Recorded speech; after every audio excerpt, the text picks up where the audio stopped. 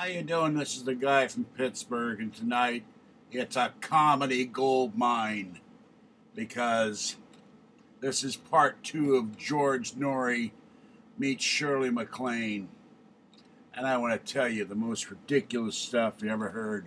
Poor Shirley's back there somewhere in New Mexico, maybe out in the woods or in a cave deep below the earth. I don't know.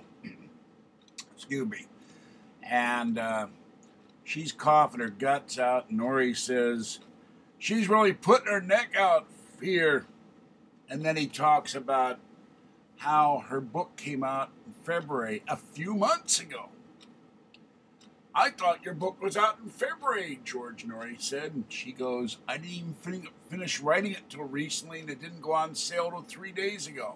She's coughing her guts out. Noory's sitting there doesn't know what the hell to do. Then he said at one point, if we could just look at the soul with a microscope, high-powered microscope at that. How about we look at the brain, George? Put it up to your ears, the microscope, electron microscope, and see if there's any brain in the brain cavity, or if it's just a little dinosaur pea brain. Because you say the most horrible things. And one high bell gabber, said he shouldn't have been giving out pizza rolls to the guests without warning. Yeah, well, maybe he should have been handing out cough drops. And this is yet more proof why George Noory is the worst broadcaster I have ever heard in 61 years of life. He's probably the worst broadcaster in the history of radio since the first commercial broadcast was heard on KDK in Pittsburgh. I couldn't listen anymore. The man is a complete idiot. And the problem is, we had 6 or 7 weeks of Art Bell, Radio Hall of Famer. And what do we get instead? Radio Hall of Shamer. And we get the shame every night. Every time you turn on the radio, I'm surprised the radio doesn't explode out of disgust. And people wonder why people on Belgab and all the other forums out there hate George Noory, because they've seen what he's done to bogging down into the sewage of radio. What he's done to a once classic radio program. And Premier is just at fault. They're paying him to be on the air. I wouldn't pay Noory to go out and get me coffee and donuts.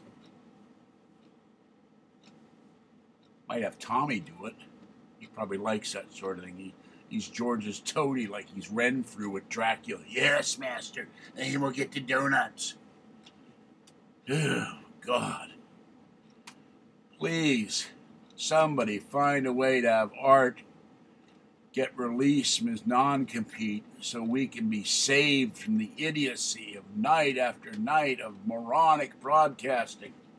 I don't know how much more my brain can take before the brain will liquefy and pour out of my ears onto the floor and try to run away in terror because the brain cells can't handle it anymore.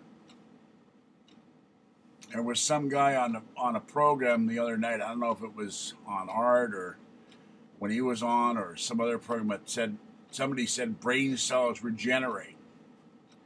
Well, if they're regenerating, they're probably being fried like snack crackle and pop every time they hear a Noory broadcast. And we went tonight from talking about past lives to hacking your guts out to some woman calling up about your teeth regenerating. That's why regenerating's on my mind. I'm going, what the? Your teeth regenerate? And she wanted to ask Shirley Jones a question. Shirley, do people regenerate their teeth when they die and come back? Sheesh. God help us. We got 2 years from Snorri if Art doesn't come back. Somebody stick him on a pirate ship in the middle of the Pacific Ocean. Stick him somewhere. Broadcast a pirate broadcast and beam it back to the States. Anything. Please do something. Have a tornado hit Snorri's caved deeply over earth and cave it in, so we never have to hear him broadcasting again. And how about that studio in Hawaii? We're still waiting on that one, folks. Coughed up, excuse me. So, anyway, this is a guy from Pittsburgh just shaking his head and wondering what's tomorrow night going to be like. More idiocy because I can't listen more than one segment at a time. It's like cutting up a snake and find it has two poisonous heads, one in each end. You've cut them and it still bites you. Except instead of it killing you, the poison heads your brain, and your brain explodes. All right, the guy from Pittsburgh. I'll catch you next time. Good Lord. Bye-bye.